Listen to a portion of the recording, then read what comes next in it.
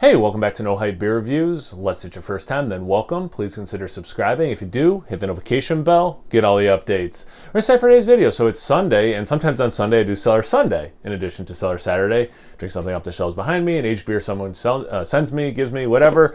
And I've been trying to do this somewhat regularly where I'm drinking one of each year of Bourbon County. Like how am I not thinking of the right words to say?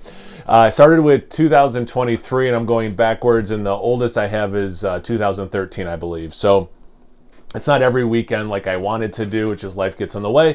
But this is the 2018 one. I think I like this one, if I remember correctly. I think this was a vintage I liked. So it's been aging for, well, when was it even bottled? October. So yeah, I mean it's been aged for a while. It's coming at 15.2% ABV. Was this one of those years where maybe I really noticed that different places got different ABVs because of some states having different laws about that? I think it might have been. Wow. I'm using the 30th anniversary glass, which is shaped a little different than the regular one I use. Yeah, let's try and get more head than that.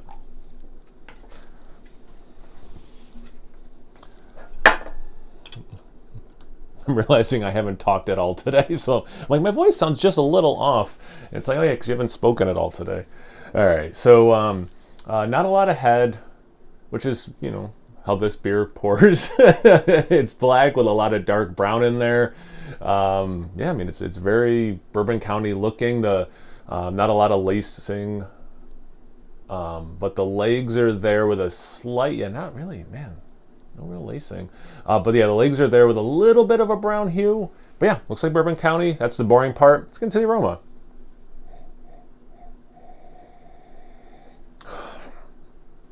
You know what's nice about that is it was funny. I was just watching End of the Day Beer Review did an Angel's Envy re-review.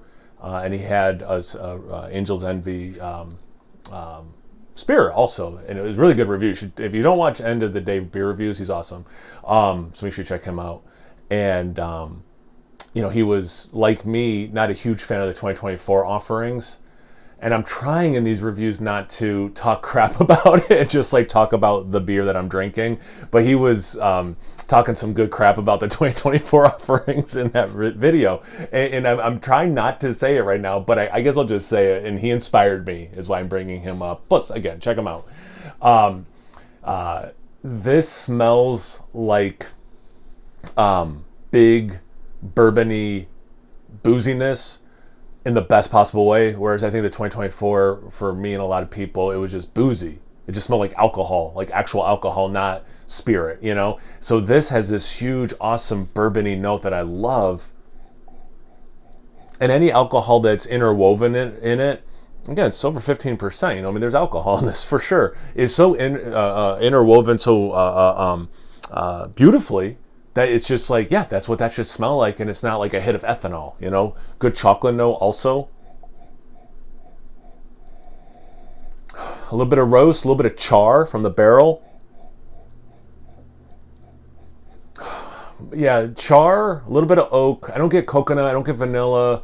I do get bourbon. Definitely this nice chocolatiness. It doesn't go roasty enough to be like, maybe this has coffee in it, but like a little bit of roast, which is appreciated.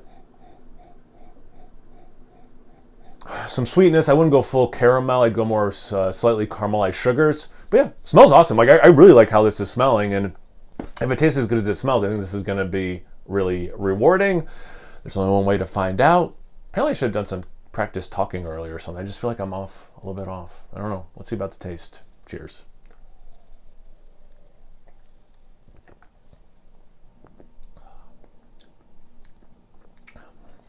Yeah, it's pretty darn good, guys. A little thin. Just a little thin. That'd be like my one criticism, really. Otherwise, I think this has aged well. I don't get a lot of heat on the palate, but I get some nice warming in the chest. Yeah, chocolate. Chocolate's a big one. The bourbon itself is big. Oak. Oak's not as big as those two things, but like it's definitely there. I like my caramel, not quite caramel, slightly caramelized sugar note. A little bit of brown sugar also. Couple, what was that, 2 or 3 sips? At least 2 sips. Still no alcohol, like very appropriate for the style alcohol, but not like ethanol alcohol on the taste, but definitely it's warming in the chest.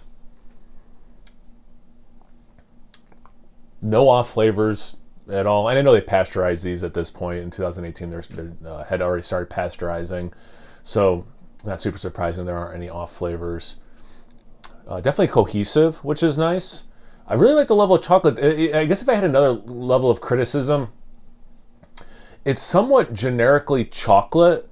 It doesn't have the depth and complexity sometimes where it's brownie batter, it's fudge, it's Hershey's chocolate syrup, it's a chocolate bar, but it's an 80% cacao chocolate bar. Like, it doesn't go there for me, which I do really love when that happens, but it's very chocolatey, which I do like. So, I'm just trying to be fair. For a vintage, I'm quite enjoying at least how it's aged. But just to be fair, I guess those are 2 criticisms. It's a little thin, and the chocolate complexity, the chocolate depth is lacking, but it's very chocolatey, which I like. Let's see what their notes are. Intense aromas of charred oak, vanilla. Well, you heard my thoughts about that. Caramel, yeah, I mean, again, for me, it's a little bit more just like slightly caramelized sugar, but fair enough. And smoke, yeah, I don't go to smoke, and they're saying aroma notes. I certainly didn't get smoke. Char and a little roastiness is as close to smoke as I would get myself. So somewhat similar with their thoughts, at least on the aroma, and then differing as well. Yeah, this is a nice vintage, and I'm really excited to continue drinking it off camera. Have you guys had this one before? What are your thoughts? Have you had it recently?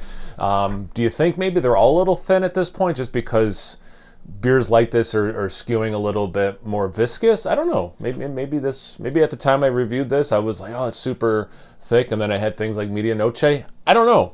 What are your thoughts? Comment section below. Let's get those conversations going. Once you're done doing that, make sure you check me out on Instagram and Untapped. It's No Hype Beer Reviews, both those places. So please like, comment, subscribe, and most importantly, imbibe. Cheers, everyone.